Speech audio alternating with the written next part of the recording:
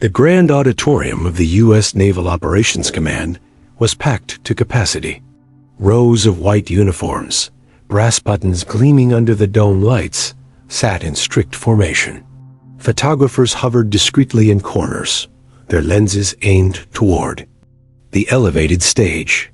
The air was thick with pride and pageantry. An atmosphere of victory and valor floated through the room like incense. In a sacred hall.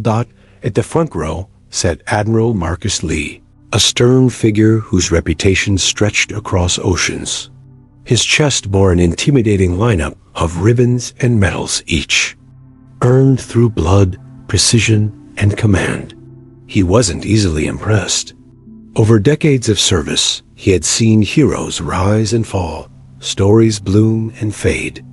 But today, his eyes were fixed on one name listed on the program, one he'd heard spoken in hushed tones throughout the Navy corridors.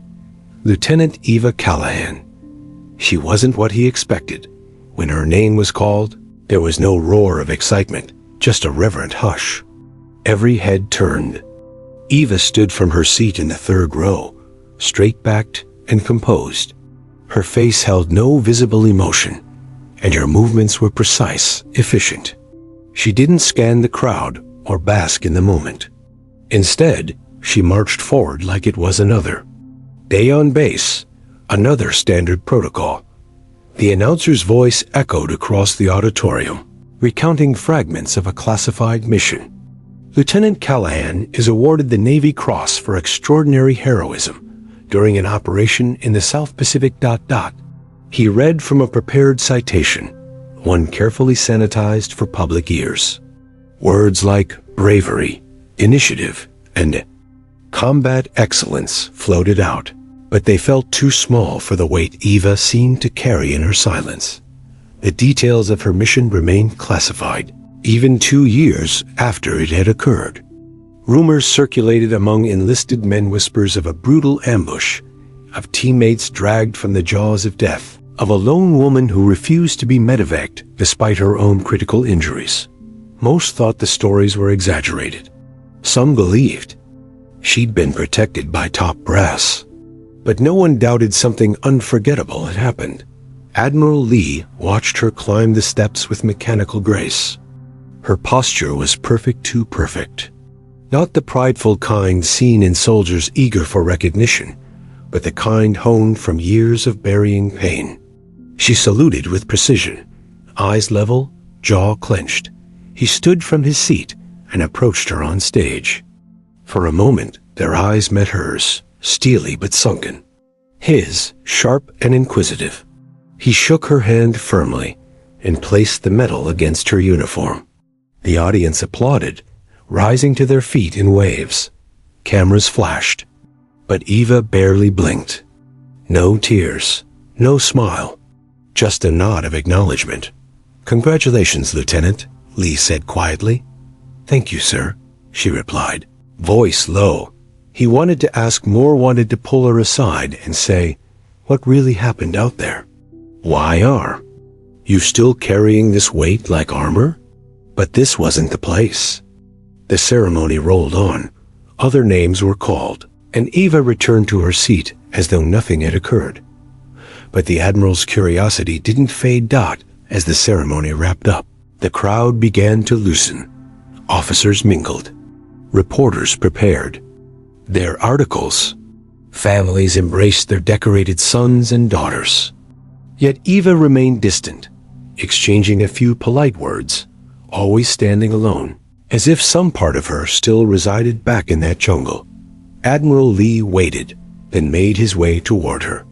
"Lieutenant Callahan," he said. She turned, saluting. Him again. He returned the gesture. "Walk with me." She hesitated just for a second, but then followed him out of the hall and down a quiet corridor lined with portraits of fallen heroes. "You refused this medal once," Lee said, his voice even. "I did, sir," she replied. "Why accept it now?" She didn't answer right away. Her eyes trailed over the framed photograph. So many young faces, frozen in time. "I thought no one cared enough to ask why. she finally said. Lee stopped walking. Her tone was strange, not rebellious, not bitter, just exhausted. Someone who had carried something too long and had almost forgotten what it felt like to lay it down. I read your file, he said. But I know how files can lie. Ava's jaw tightened. They don't lie, sir. They just leave things out. He watched her closely now, trying to read what the citations and reports had failed to capture. I authorized that mission, he said. I remember the details. Covert insertion. Classified coordinates. Intelligence indicated light resistance. You were leading a small recon squad. You remember wrong, she said, voice soft but unwavering. Lee's brows furrowed. How? So? She turned to face him fully, something raw flickering in her gaze. We were sent into a trap, Admiral. We weren't supposed to come back. He was stunned by the conviction in her tone. You think the mission was compromised? I don't think, she said. I know. A long silence stretched between them, punctuated only by the distant hum of voices from the auditorium. Then, she said something that caught him off guard. If you really want to know why I didn't want the medal, you need to see what it actually cost. Lee's expression shifted. What do you mean? Eva stepped closer, eyes locked on his. Not just in bodies, sir. In bone. In blood.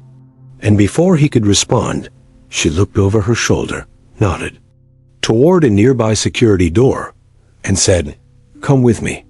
I'll show you. The helicopter blades thundered overhead as the small team of Navy operatives dropped into dense jungle under the cover of night. Lieutenant Eva Callahan had gone over the mission briefing a dozen times. Their target was clear. Extract Dr. Tomas. Vera, an American scientist kidnapped by insurgents near the Solomon Islands. It was supposed to be a low-profile in and out. No firefight. No resistance. A quiet ghost mission. But from the first step on the ground, something felt wrong. The humidity was choking. The air unusually silent, too still for an area supposedly crawling with guerrilla movement. Ava's boots sunk into wet soil as she led her 5-person team deeper into the trees. Radio signals were clean. No chatter. The GPS beacon attached to the scientist's collar was moving almost as if it was being carried. Team Bravo, this is Callahan. Proceed with caution. This might not be what it looks like, she warned through her headset. They didn't get far. Suddenly, the forest exploded with light and sound. A rain of bullets screamed from the tree line. Mines erupted beneath the soil. The jungle, moments before so still, was alive with death. Ambush! Take cover! Eva shouted, diving behind a fallen tree as her communications officer went down with a shot to the neck. Screams echoed around her. Chaos swallowed everything. Eva scrambled toward the nearest injured man, Petty Officer Ruiz. Blood poured from Oi's. Blood poured from Hayes. A gash on his thigh. She dragged him behind a rock, just as another blast ripped through the air, slamming her body into the ground. Something sharp tore into her side, white-hot pain, slicing through her ribs like a blade. She gasped, but stayed. Conscious. She reached for Ruiz again, lifted him despite the searing agony, and moved. That was the beginning of a 3-mile journey that no one was supposed to survive. She didn't remember most of the trek, only flashes. Pulling one teammate, then the next, her own blood soaking through her uniform. Breathing so shallow she thought she might suffocate. At one point, she had to bite her own sleeve to keep from screaming and giving away their location. By dawn, she'd somehow dragged 3 men, one unconscious, one sobbing, one barely breathing, to the edge of the extraction point. Her arms were shaking. She dropped to one knee, vision blurred. A Navy SEAL medic approached. Jesus Christ, what happened? Ava's voice was almost gone. They're alive. Take them. She blacked out, When she woke up in the hospital in Guam, her chest felt like it was wrapped in fire. Tubes in her nose. 4 in her arm. A nurse stood at her side. "You're lucky to be alive," the nurse said gently. "You had internal bleeding and broken ribs. 2 fragments of shrapnel are still embedded. The doctor said removing them would be risky, too close to your lungs." Eva tried to speak, but her throat was dry. She lifted her hand slightly and gestured for a pen.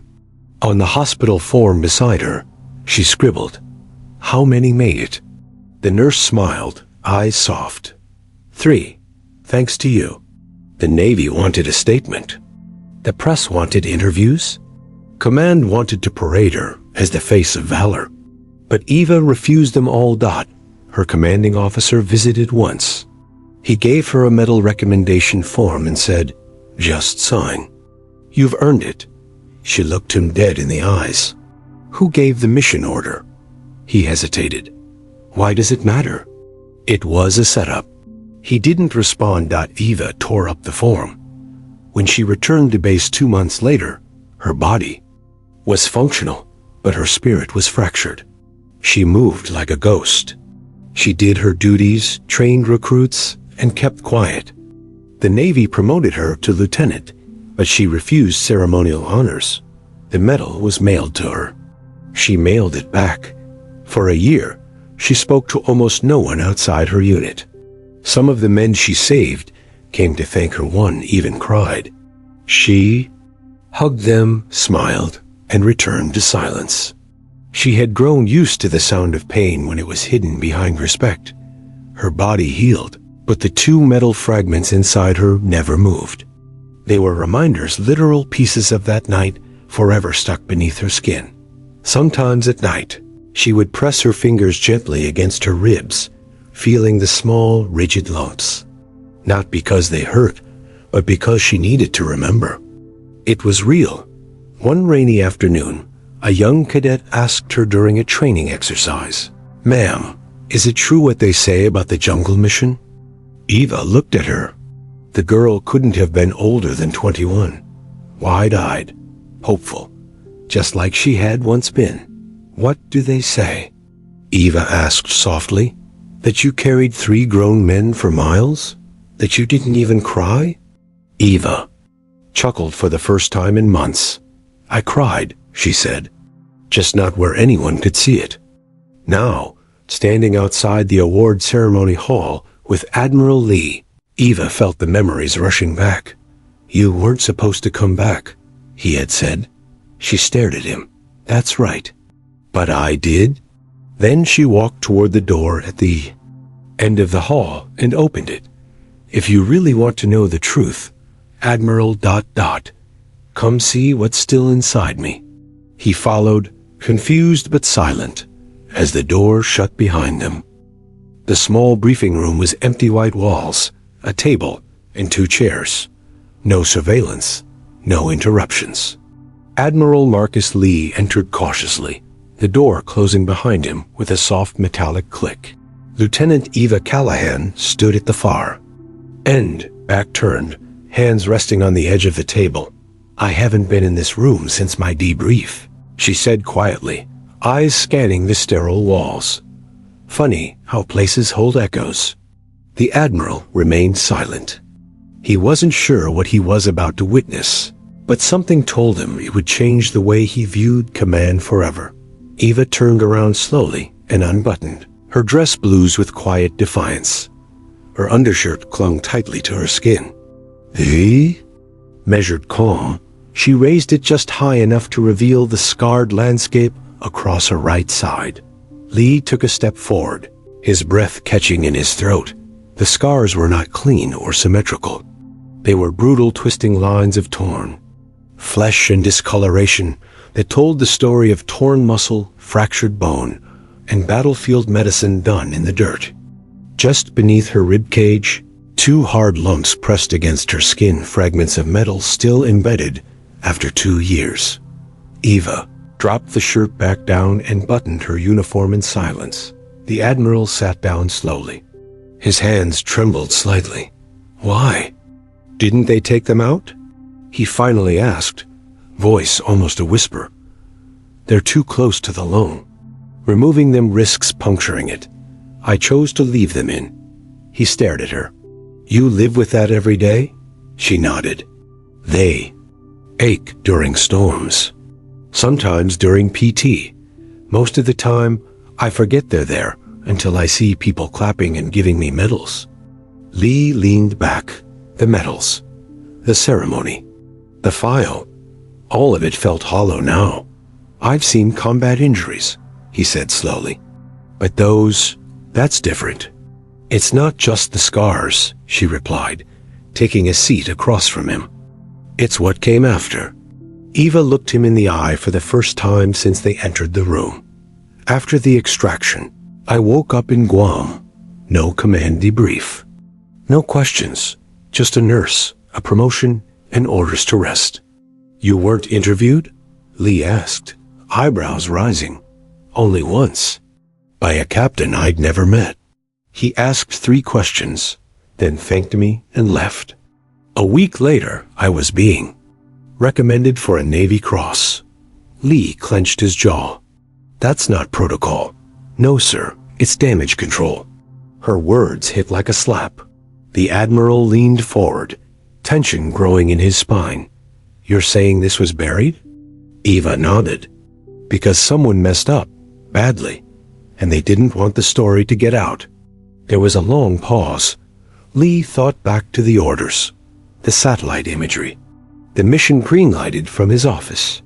At the time, everything seemed routine, quiet extraction, low risk, no red flags. How did you know it was a setup? He asked. I didn't at first, she said. But then I noticed the way the enemy moved, the way they boxed us in. They knew exactly where we'd land and when. Lee processed her words slowly. Did you report your suspicions? Eva smiled bitterly. Who was I going to tell? The man who signed the orders? That one cut deep. I took the blame, she continued. Not officially, but in spirit. My silence let the Navy spin it into a story of courage under fire. They needed a hero. I gave them one. And the men you saved? He asked. They don't know the full truth. Only that I pulled them out. That's enough for them. It has to be. Lee leaned forward, voice low. Why tell me now? Because I saw your eyes during that ceremony, Eva replied. You looked at me like you wanted to know the real story, not the file. And because I'm tired, Admiral. Tired of pretending these scars mean glory when they're really just survival. She paused, letting the silence sit. I don't want medals for surviving something I was never meant to. I want accountability. Admiral Lee stood up and walked to the window. The city skyline stretched across the horizon. Below, civilians went about their day, blissfully unaware of what happened in jungles half a world away. I've spent my career thinking I knew what sacrifice looked like, he said. But I've never had to live with pieces of war inside my body. I gave orders. I trusted the system. He turned back to her. You think there's still a leak in the command chain? I think there was, Eva said. Whether they're still active, I don't know.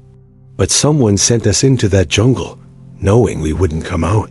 Lee nodded slowly. I can open an internal review, quietly. No promises on what I'll find, but I'll try. Avi stood. That's all I ask.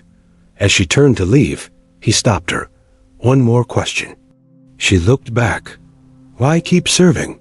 After all this? She gave him a small, tired smile. Because the uniform didn't fail me. People did. And I'm not going to let them be the only ones wearing it. With that, she opened the door and stepped into the hallway, shoulders straight, chin high. The Admiral remained inside, eyes locked on the empty chair she'd left behind Dot in that silence. He realized something profound. Some heroes don't need medals.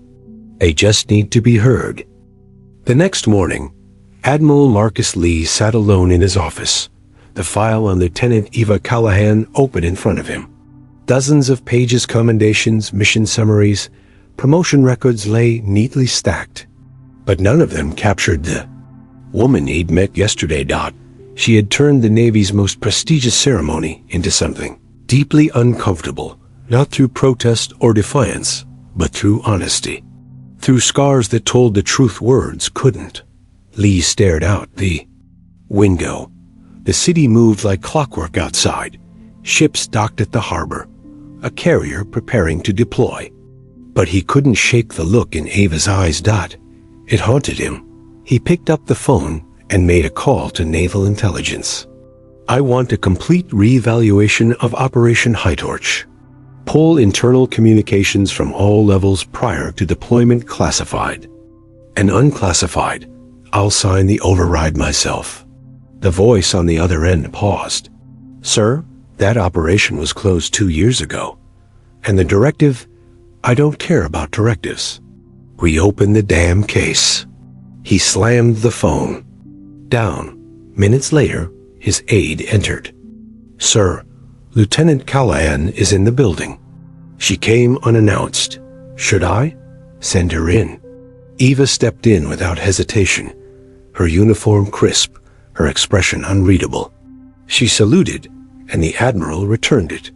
She looked better, rested than yesterday, but her presence still carried a weight, like she never fully left the battlefield. I figured you might have questions, she said. He gestured to the chair across from him. I do. She sat, hands folded neatly in her lap. You said someone compromised your mission, he began. That it was deliberate. Eva nodded. Yes, sir. Have you told anyone else? No. If I had, I wouldn't be here in uniform. Lee's brows lifted slightly. You think it would have gone that far? Eva looked him straight in the eye. If someone was willing to sacrifice 6 American lives for unknown reasons, what do you think they would do to the one person who survived? To talk about it? The Admiral didn't respond immediately.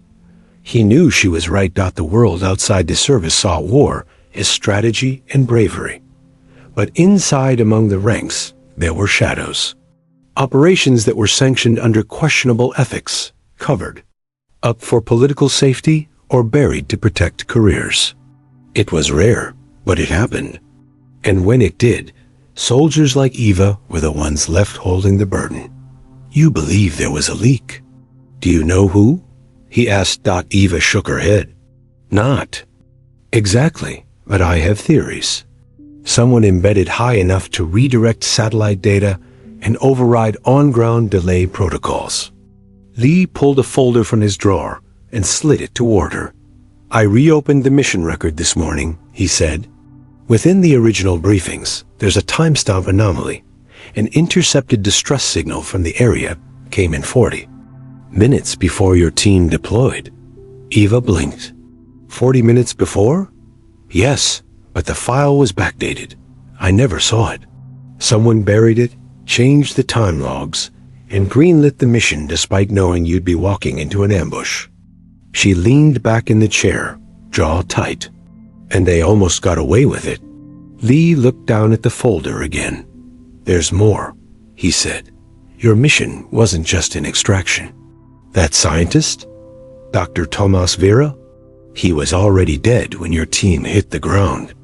Eva stared at him, eyes narrowing. That wasn't in the briefing. Exactly, the Admiral said. Because it was never supposed to be a rescue. It was a test run for a new satellite-guided drone targeting system. Your team was the control variable. And someone decided to run the test ... live.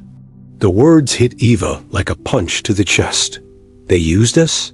Yes, he said quietly. Silence filled the room like fog. They sacrificed my team for a weapons test? Lee nodded grimly. And covered it up by painting you as a hero. They knew you'd survive, or hoped you wouldn't. Either way, they'd gain narrative control. Eva stood, pacing now. Her hands balled into fists. I should have spoken up. I should have pushed harder. You did what you could to protect your team. You stayed silent to shield them from being dragged through hearings, to protect the Navy's image. That's not weakness. That's leadership, he said firmly. Eva stopped pacing and turned to him. So what now? I'm escalating it to the Inspector General, Lee said. It won't be public, not yet. But someone will answer for this. She sat down again, calmer now, but the fire still in her eyes. And what about the truth? She asked. Will it ever come out? Lee gave her a long look. Truth is like pressure. You can keep it contained for a while, but eventually it bursts through. Eva gave a small nod. Then I'll wait. He glanced toward her ribs. How's the pain? She smirked slightly. Always there. But today, it hurts less. Lee offered her something unexpected, a smile. There's one last thing, he said, reaching into his drawer. He pulled out a metal box one that looked different than the standard issue. Eva frowned. What's this? He opened it. Inside was a silver emblem, simple, sharp, and new. The Integrity Star, he said. Drafted this morning. Only one in existence. It's not for battlefield courage. It's for those who choose the harder. Truth over the easier lie. He stood and pinned it to her chest. No cameras. No ceremony. Just respect. And in that quiet moment, the Admiral finally saw her not as a myth, not as a headline, but as the soldier who came back when she wasn't supposed to, and still found the courage to tell the truth. The hallway outside Admiral Lee's office was quiet, but Eva could hear her heartbeat echoing in her ears. She had always believed that the body remembered pain even after the mind tried to forget. Today proved it. The Integrity Star weighed lightly on her chest, but it carried something heavier: acknowledgement. Not just for what she did, but for what she survived. For once, she hadn't been reduced to a commendation or a decorated statistic. The Admiral had seen her. Still, the past didn't ease just because someone finally listened. As she walked toward the base infirmary for a scheduled scan, she passed a group of junior officers whispering behind their coffee mugs. That's her. One murmured. The jungle op girl. Eva didn't react. She'd grown used to being a ghost in uniform. Too real for rumor. Too legendary for comfort. Her scars, invisible beneath her jacket, still defined her story in ways words couldn't. But something had shifted. Later that afternoon, Admiral Lee called a private gathering 5 officers in a classified conference room deep within the Naval Command building. Among them were representatives from Naval Intelligence, the JAG Corps, and the Office of the Inspector General. Eva sat at the end of the long table, calm but alert. The Admiral stood at the head. Everyone in this room has clearance and a vested interest in truth, he began. What we discuss today does not leave these walls until it's time. He turned to Eva. Lieutenant, proceed. She stood, then unbuttoned her jacket. Without hesitation, she lifted her undershirt to reveal the scars once more. No one in the room spoke. One officer's eyes widened. Another winced. A third simply looked away. These are shrapnel wounds, she said. Sustained during operation. High torch. 2 of the fragments are still in my body. The rest were removed. I received no warning before deployment. No backup. No preemptive strike. She lowered her shirt and buttoned up slowly. I was told the mission was an extraction. But we now know it was a cover-alive weapons test with my team as bait. The JAG officer, Commander Darnell, shifted uncomfortably. We've reviewed the preliminary findings. A timestamp tampering was confirmed. There's evidence a data feed was rerouted through a private contractor connected to a defense tech firm, Orion Systems. Eva nodded. That's the name I saw in the satellite logs. Orion was subcontracted to test a new thermal guidance drone protocol. But the drones never arrived, another officer interjected. They were never supposed to, Admiral Lee replied. The point wasn't a successful rescue. The point was observing our team's movements in real time against guerrilla ambush tactics to see if a predictive algorithm could recreate their path. The revelation hit the room like a detonation, so they sent real soldiers into enemy territory just to collect movement data? Darnell asked, stunned. Double quotes, yes, Eva answered. And when we were attacked, they let it play out. The Inspector General's representative, a thin woman named Colburn, leaned forward. This is enough to open a criminal investigation. Potential charges could include unauthorized operations, falsification of records, and negligent homicide. Admiral Lee folded his arms. We're not burying this.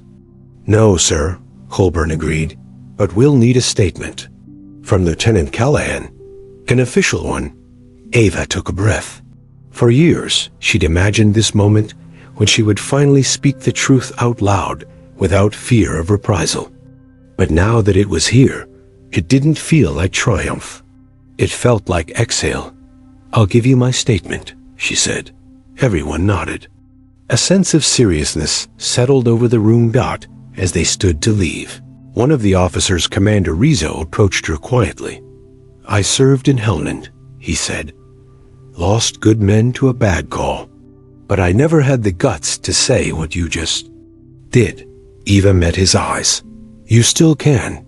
He gave a faint smile. Maybe now. Outside, the sky had darkened. Clouds rolled over the capital, casting long shadows across the base. Eva walked alone toward the barracks, the air thick with oncoming rain. Halfway there, she felt a twinge in her side. The shrapnel, dormant for days, reminded her was still there. She stopped, placed her hand lightly over her ribs. It hurt, but less. That night, she stood in front of her mirror. Her shirt off, the room lit only by the dim bedside lamp. She studied the marks on her skin. The scars were still jagged, still raw in places. But they were no longer symbols of silence. They were evidence, and now they were speaking. The early morning sun poured through the tall glass windows of the Naval Review Board's secure conference chamber. Admiral Marcus Lee sat at the head of the table once again, flanked this time by higher-ranking officers, legal advisors, and civilian defense liaisons. Something had shifted since Ava's private reveal. The mood now wasn't just professional. It was combative. Across from him sat Vice Admiral Penrose, who had overseen procurement contracts for the South Pacific region during Operation Hightorch. I don't see the purpose of revisiting a closed file from 2 years ago, Penrose said flatly. The purpose, Lee answered calmly, is accountability. Eva Callahan entered just as he finished speaking. Dressed in her formal blues, her ribbon bar perfectly aligned, her chin held high. She was no longer just the survivor. She was the whistleblower. Penrose narrowed his eyes. Lieutenant Callahan, I've reviewed your field file. What you endured is unfortunate, but wartime missions carry risk. Eva stood in front of the room. With respect, sir, it wasn't war, it was betrayal. The words cut through the air. The mission I led into the jungle wasn't compromised by accident, she continued. The coordinates we received were accurate to the last decimal, but not for a rescue. They placed us directly into enemy hands. The enemy knew we were coming, because someone told them. Murmurs circled the room. Some officers leaned forward. Others sat still, their silence louder than words. And how can you be so certain? Penrose asked. Eva reached into her file and handed out 3 printed documents. Decrypted satellite path records, timestamp logs from Orion systems, and a classified memo she wasn't supposed to have. This, she said, is a transmission between Orion systems and a Navy data relay contractor. It contains a field ID that matches our team's mission code. It was sent 11 hours before deployment, long before any of us hit the ground. Penrose examined it. You're not cleared to access these files. I know, she said. But I had to show you the truth. Penrose's tone hardened. That's a violation of security protocol. Admiral Lee jumped in. You're focusing on clearance, Admiral, when you should be focused on content. This confirms our worst fear that the mission was manipulated from inside. Eva nodded. And that's not all. She placed a photo on the table. It was blurry, taken by a drone long before the mission launched, but recognizable. A group of insurgents unloading crates from a small boat marked with Orion's security subcontractor logo. The enemy received our tech, Eva said. Directly or indirectly, Orion Systems trafficked sensitive material into a hostile zone. And then they used our team to test their experimental targeting model. Someone swore under their breath. Another officer stood and left the room, clearly. Rattled. Admiral Lee closed his folder. The Navy won't be used as a testing ground for private industry profit. Not on my watch.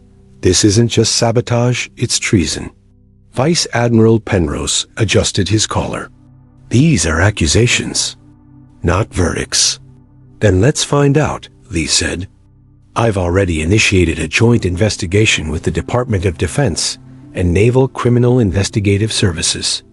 A formal inquiry will begin tomorrow. You will be called to testify. Penrose stiffened. You're overstepping your command. Eva leaned forward. No, sir. We're finally doing what command is supposed to do: protect its people. The room fell into uneasy silence. The tide had turned. That evening, Eva sat alone on a park bench across from the water. The Potomac shimmered beneath the fading gold of twilight. The air was cooler now, crisp, clean. It was the first breath she'd taken in a long time that didn't feel like it. Hurt. She heard a voice behind her. You should have been a lawyer. Admiral Lee approached and sat beside her, a coffee in one hand and a sealed envelope in the other.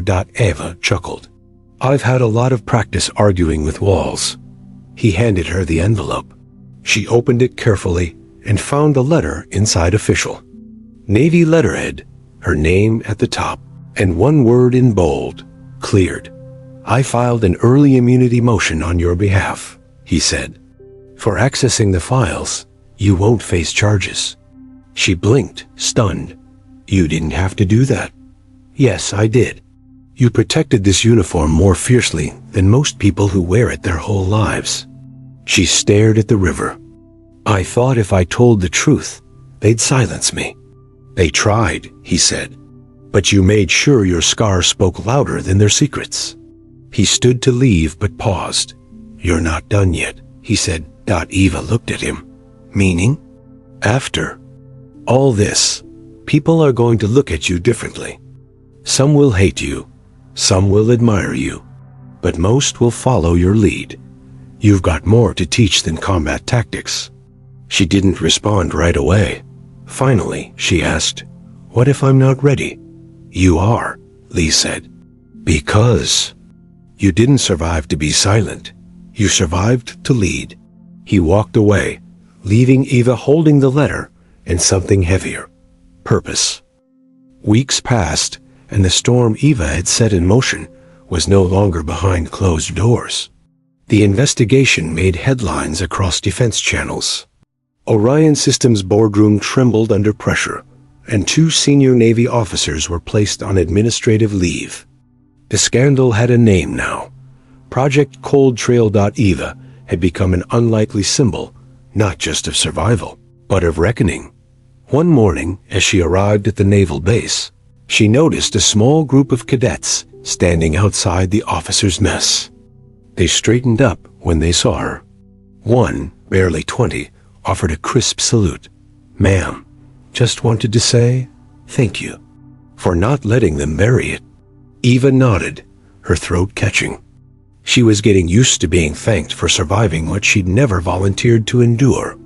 Inside, the Admiral's assistant handed her a sealed folder. Admiral Lee said you're cleared to review this personally. She opened it and found something unexpected. A redeployment request for her. It wasn't combat. It wasn't punitive. It was advisory attached to a classified reform task force meant to audit all missions related to advanced defense contractors. She would act as the field voice among the policymakers. And she would have rank influence. Eva sat down slowly. She wasn't being sidelined. She was being elevated. But was she ready to carry this fight into the system itself? Later that afternoon, Eva walked into Admiral Lee's office. He stood at the window, reading a memo. Without turning, he spoke. "Knew you'd come. You want me to help fix it?" she asked. He turned. "No, I want you to help rebuild it." Eva glanced at the folder again. "That system almost killed me. That's why it needs someone who survived it." She hesitated. "What if they don't listen?" "They will," he said. "Because if they don't, you'll make sure." They do. That night, Eva visited an old friend, Sergeant Malik Bennett. He was the only other survivor from her team during Operation High Torch. They hadn't spoken in nearly a year. He met her outside a small veterans center. His limp was worse now, and the burn scars on his hand hadn't faded, but his eyes still held fire. "I saw the hearings," he said. "You were a force." Eva smiled softly. "I wish we'd all made it back," Malik nodded. "I do too. But you made it mean something. That's more than I could have hoped." She handed him a copy of her statement. "It's all here. Every lie, every thread." He took it gently. "You still carry the guilt?" "Every day," she admitted. He leaned back, looking at the stars. "Then carry it like armor. You're the reason they'll think twice next time." They sat together in silence for a while. Not the painful kind, but the kind where no words were needed. The next week, Eva boarded a plane bound for D.C. destination, Pentagon. She was met by Defense Secretary Langston, who had personally requested her presence at the strategy panel. Unlike most officials, Langston was direct. "We've created an entire combat doctrine around tech partnerships. That's not the issue," he said. "The issue is letting those partnerships override human judgment. We need fail-safes, and we need warfighters like you shaping them." Eva didn't respond immediately. Langston continued. "They'll tell you policy isn't personal, but you and I both know it always is." Eva looked him straight in the eye. "Then let's make it personal for the right reasons." The first meeting was tense. Generals, engineers, contractors, lobbyists, the people who made decisions from screens and spreadsheets were now sitting across from the woman whose scars testified to their failures. One executive cleared his throat. "Lieutenant Callahan, with all due respect, war is unpredictable. Collateral risk is part of the calculus." Ava's stare didn't flinch. "You call it calculus. I call it 37 minutes on the jungle floor watching my teammates die because a drone feed wasn't optimized yet." The room fell silent. She pushed forward. "You want better algorithms? Fine, but stop treating soldiers like variables." Someone whispered, "She's not wrong." The shift was beginning. In the evenings, Eva would return to her hotel room, exhausted but unwavering. Her ribs still ached, especially in the cold. She'd trace the lines of her scars while reviewing new proposals, this time not as the subject of another failed mission, but as the force reshaping future ones. She still woke sometimes from old dreams, gunfire, smoke, Malik shouting her name. But now when she woke, she reached for her tablet, not her pistol. This fight wasn't over, but it was hers now, and she was finally winning. 6 months later, the Pentagon's newly established Joint Ethics and Field Innovation Council released its first operational policy reforms. Embedded within them was the Callahan Clause, a mandatory field agent review process that gave experienced service members the power to halt or amend contractor missions if risks exceeded live combat thresholds. Ava's name was on every memo. The reforms were sweeping, private defense firms now had to submit real-time operational transparency logs, and whistleblower protections for field officers were expanded. But the real shift came in culture. Soldiers now had a voice inside the rooms that once made decisions.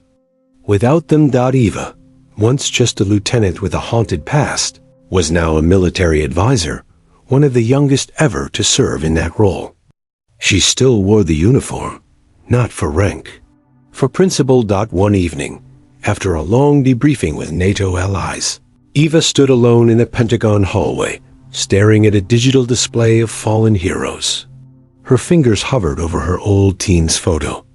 She whispered each of their names: Walker, Diaz, Franks, Kim, Reese. They were more than data points, more than operational losses. They were the reason she never gave up. Hey, came a voice behind her. It was Admiral Lee. He had aged in those 6 months lines deeper, hair grayer, but his presence remained immovable. I heard the NATO brief went well, he said. Eva nodded. They listened. That's all you ever wanted. She smiled. No, I wanted them to understand. He stepped beside her and looked at the wall of names. You gave them something they couldn't deny, a truth no one could explain. Away. Eva looked down. I thought I'd feel lighter after all this. You won, he reminded her. She turned to him. Winning doesn't bring them back. No, he said, but it keeps others from joining them too soon. Months later, Eva was invited to speak at the U.S. Naval Academy. The auditorium was packed. Rows of cadets in crisp uniforms waited, whispering to each other as she stepped up to the podium. She didn't open with a prepared speech. Instead, she looked at them and said, You'll hear about glory. You'll hear about sacrifice. But what they won't always tell you is how to survive what you lose, and how to speak when you're told to stay silent. The crowd quieted. She slowly raised her left hand and placed it over the scar on her side. This, she said, was meant to be forgotten, but it became the loudest part of my story. Her voice didn't shake. It rang with truth. I stand here not because I was the strongest, but because I couldn't walk away knowing I had a voice others didn't. You won't always be believed, but speak anyway. The ones who matter will hear you. Silence, then thunderous applause. That night, dozens of young cadets came up to her, asking how to lead, how to fight injustice, how to endure when alone. Eva didn't offer perfect answers. She offered honesty. And sometimes that was enough. In the months that followed, her scar became a symbol, not of pain, but of power. She was featured in military publications, defense panels, even civilian conferences on ethics in AI warfare. Not for fame. For impact. She still visited the Veterans Hospital once a week. She brought chessboards and poetry books to recovering soldiers. One day, a young amputee asked, Do you ever feel like you didn't make it back whole? Eva answered, gently, I didn't. But what I brought back was more useful than the pieces I lost. On the anniversary of Operation High Torch, she returned to the jungle with Malik Bennett and a small team of memorial staff. The old battle site had changed, grown over, reclaimed by nature. But the echo of loss was still there. They planted a flag, said the names aloud. And when it was done, Malik turned to her. Think you'll ever stop fighting? Eva shook her head. Not while someone out there still thinks silence is safer. A year to the day since she stood in front of Admiral Lee and raised her shirt to show her scars. A bronze plaque was mounted at the Naval History Museum. It read, She spoke when silence was demanded.